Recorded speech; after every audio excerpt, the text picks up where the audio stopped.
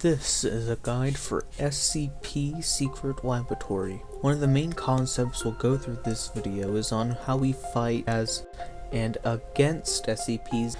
That also includes using all of your abilities at your disposal to ensure an outcome favorable on your side. We'll first go from the easiest SCP to play as to the hardest, and don't worry, the human guide will also be included then.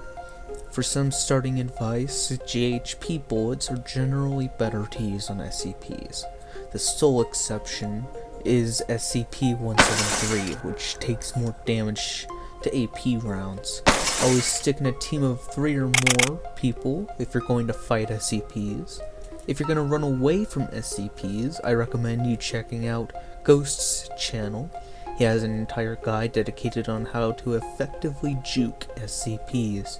His channel will be linked in the description down below.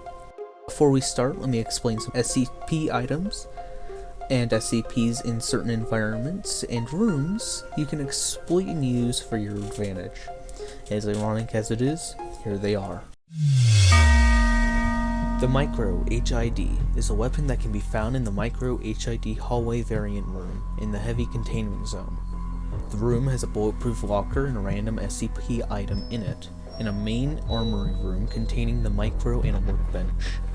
The room can be unlocked with card tier 3 armory access, breaking the door using a grenade, and other methods. You can charge it up with right click, which needs 6 seconds to charge up. During this state, it consumes a little amount of energy, which can be seen on the gauge on the top of the weapon. After that, you can hold left click to fire out a burst of electricity that deals high damage to SCPs and insecures humans. After it runs out of energy, it cannot be used again unless taken at 914 on fine, which restores it to 100% energy.